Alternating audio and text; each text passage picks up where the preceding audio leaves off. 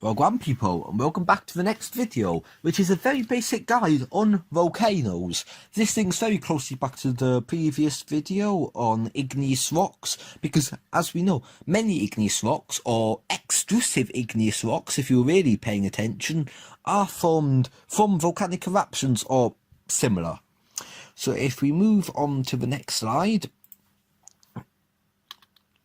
we have a useful picture of an example of a volcano. So a batholith is a large area underground with molten materials, and these molten materials are often kept under reasonably high pressure, so trying to force their way out. They may not get to the surface in forms of dikes, which often go through faults where there are vertical gaps in the ground, or through sills where there are horizontal fractures within the ground, for example where different layers of igneous rocks haven't formed. Then there is often a feeder pipe, if you have a volcano, which feeds the high pressurised liquid magma from the batholith into the volcano. At the top of the volcano there will be a vent where the volcanic eruption also takes place, whilst there may also be small cracks in the volcano where lava can also flow from. Pyroclastic tuffs form on the side of volcanoes and are extremely deadly, as we will see on the next slide. So the features are volcanoes are able to emit something called basaltic lava, which is at a very high temperature of 1000 to 1200 degrees centigrade. It is mafic, meaning it has a very low silica content and is frequent with ferric metals. So this may cause something like basalt to be formed when it cools. It has a very low viscosity, and it can run at speeds of up to 100 kilometers per hour and float at up to 50 kilometers. So basically, if you live near a volcano which is emitting this type of lava and it erupts, you're basically fucked. You're gonna die. It's not particularly great. Flood basalts form when basaltic lava cools, and these form layers in different eruptions which pile on top of each other, and eventually if you would drill down you would see these layers. Big eruptions can cause layers up to 100 meters thick. Rhyolitic lava is highly felsic, which means a silica content with feldspar.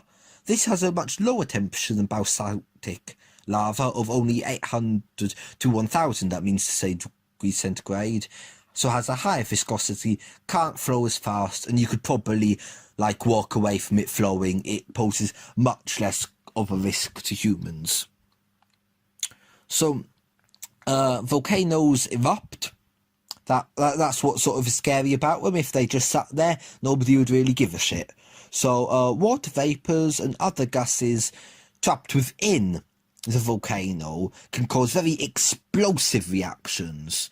Particles thrown out in these eruptions produce pyroclasts, often with andesitic and rhyolitic lava.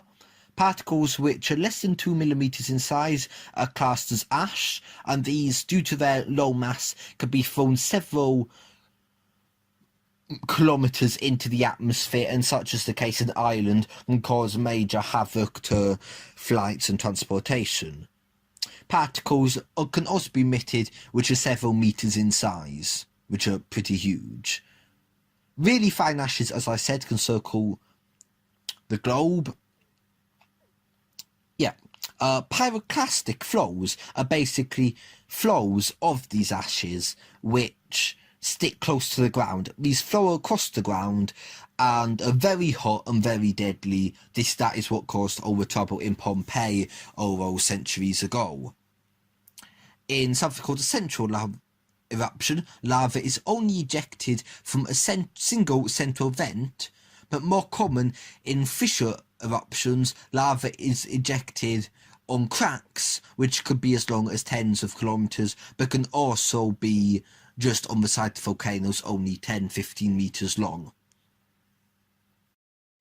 So, moving now on to the next slide, where we have a bit of stuff. This is sort of different types of volcano.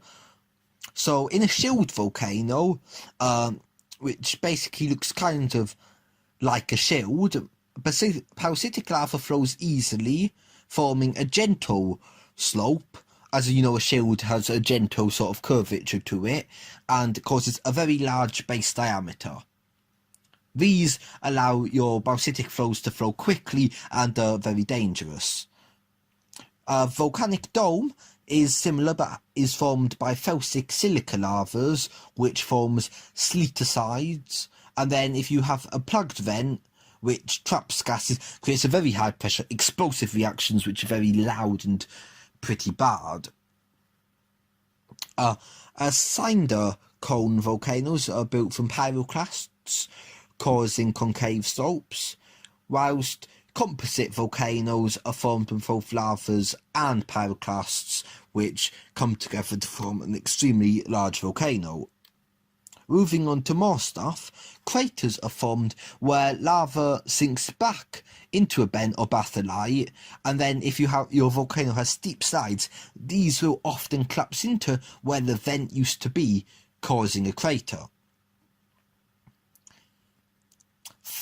I can't pronounce that word, but where phreatic explosions is where seawater mixes with magma, often from underground sea volcanoes, and these are like if you pour water into like a hot frying pan, you can sort of tell how much noise that makes. Think about an entire sea with an entire volcano. That's a lot of noise, and also lots of pressure is exerted which creates a noise, which can cause tsunamis which are bad. Edifice collapse is the external collapse of a steepened face. Often more than about 45 degrees on a face could be seen to cause an edifice collapse. And Lars are where mud flows, which incorporates volcanic debris, mixes with waters and ice and cause contamination and stuff like that. So that is the end of the Volcanoes video. I hope you have learned something, hope you've enjoyed. Like if you did, dislike it if it was a pretty shit video, subscribe if you want to see more geology or other videos. Not really much else to say. Have a good day, bye bye, and see you in the next video.